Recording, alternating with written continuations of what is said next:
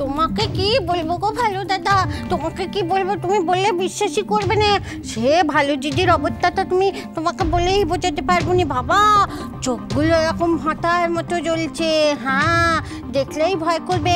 আর আমাদের ঘরের দরজার পাশে না এরকম পেতে বসেছিল, আমরা তো কিছু বুঝতেই পারিনি। হ্যাঁ, আর সুযোগ বুঝে এসে ধুম করে মেরেছে। বলো স্যার, বলো বলো বলো বলো। বাবা,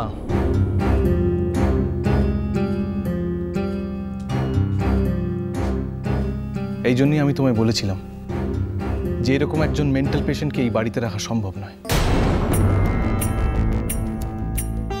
তখন শুনলে না আমার কথা। আজ আমরা সবাই অ্যাটলিস্ট আমার আর মিমির মানসিক শান্তি নষ্ট করার পিছনে তো ওই এক মহিলা। দেখো বাবা, ঠিক এই কারণে আমি মিমিকে আমার জীবনে অ্যালাউ করতে চাই। মিমি শোনেনি আমার কথা, আমার উপর জোর করেছে, আর সেই জোর করায় তুমি মদত দিয়েছো। তুমি শুধু নয়, তোমরা সবাই মদত দিয়েছো। তা বলতে পারো আজ এর চেয়ে বেশি আর কি হেল্প তোমরা আমাকে করতে পারছো?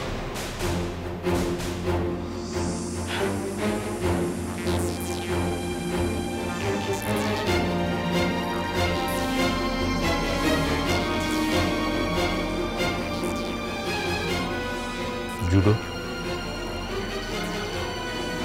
এখন আমাকে তুই কি করতে বলিস?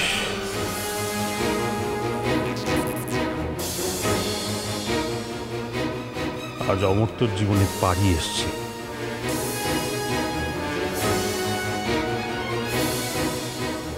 তুই তোর জীবনে মিমিকে পেয়েছিস,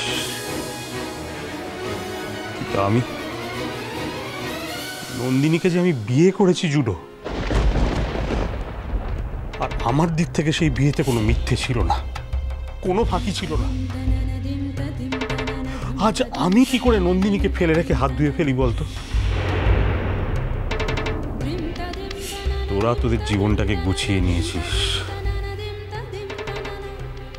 তোরা নিজেদের দায়িত্ব ছেড়ে ফেলতে পারিস, কিন্তু আমি তা পারি না ছোট।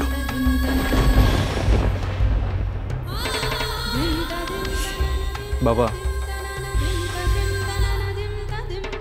তুমি প্লিজ আমাকে এইসবের মধ্যে জড়িও না।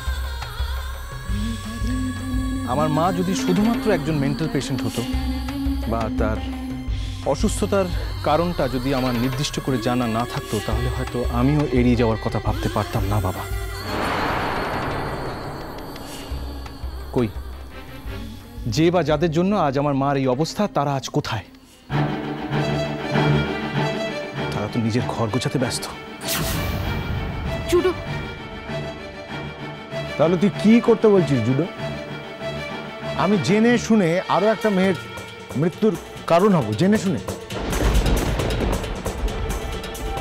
আমি তোমার সাথে এই বিষয়ে কোনো কথা বলতে চাইছি না। জুডো, কি হচ্ছেটা কি? কার সাথে এভাবে কথা বলছো তুমি? ঠিক করে কথা বলো। অমর্ত আঙ্কেল তো রাঙা পিসির কথা ভেবেই। মিমি, তোমার কাছ থেকে আমি কথা বলার ট্রেনিং নেব না, সো প্লিজ।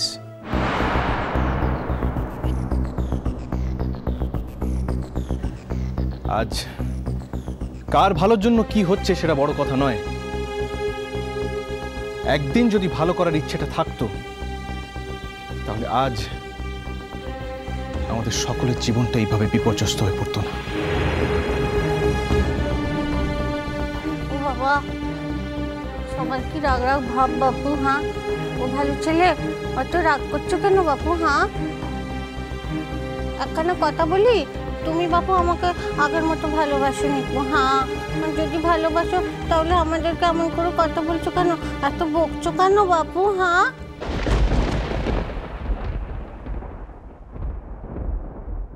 পারি, ছেড়ে দাও, এসব কথা বলো না। মানে এতই যদি সকলের অসুবিধে হয়, কাউকে তো জোর করা যায় না, তাই না? এই বাড়িটা আমার একার নয়, আমার বাবার বাড়ি। তা এত যখন সকলের অসুবিধে হচ্ছে, তখন আমি কি করে জোর করে বলবো যে না সবাই এখানে থাকো, একসঙ্গে থাকো? আমি বরঞ্চ এটা বলতে পারি যে আমি নন্দিনীকে নিয়ে কোথাও একটা চলে যাব।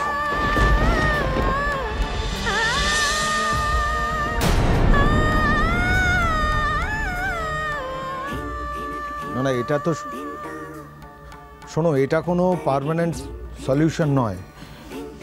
ওকে ওর ট্রিটমেন্ট করানো উচিত। হ্যাঁ স্যার, একদম ঠিক বলেছো। ডাক্তার দেখিয়ে ভালো দিদির মাথাখানা ঠিক করো দেখিনি। হ্যাঁ, মাথাখানা ঠিক করো দেখিনি। এই সংসারের মাথা হলো সে, তারই যদি মাথা ঠিক না থাকবে তাইলে কি করে হবে বলো দেখিনি? হ্যাঁ, কি করে হবে? সংসারে থাকতে গেলে ওরকম বাসন কোসন এরকম ঠোকাঠুকি লাগে। হ্যাঁ, ঠোকাঠুকি লাগে।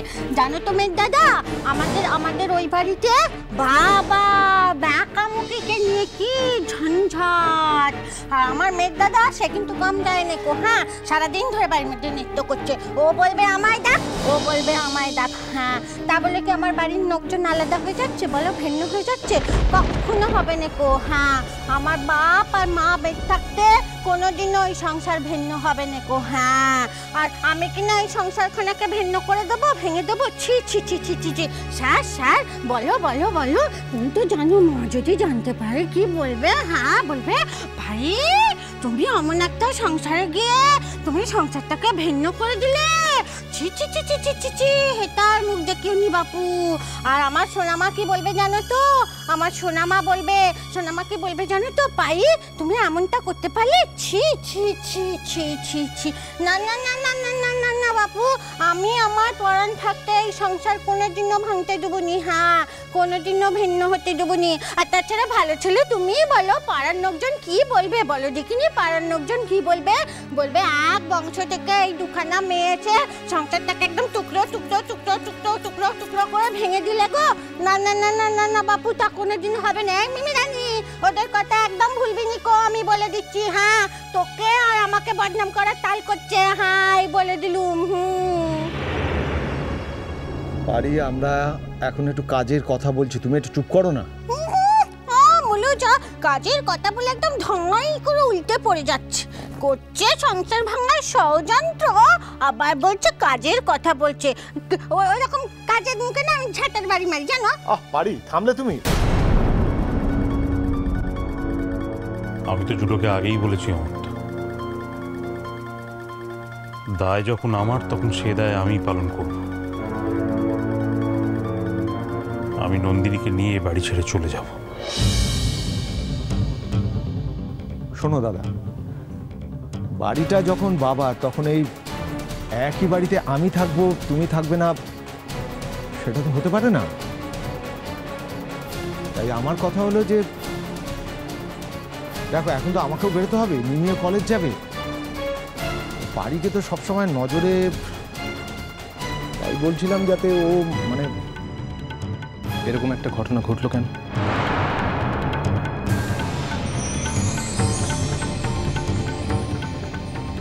আজ তোমার কোনো দায় নাই থাকতে পারে, কিন্তু এই ঘটনাটা ঘটানোর পেছনে তোমার দায় তুমি তো অস্বীকার করতে পারো না।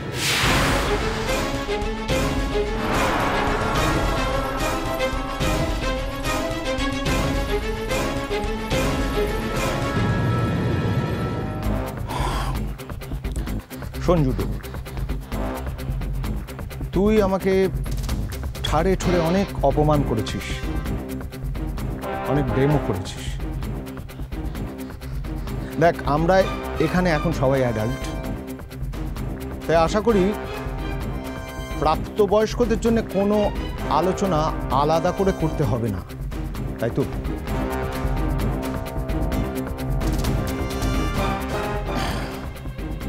নন্দিনীর সঙ্গে আমার বন্ধুত্ব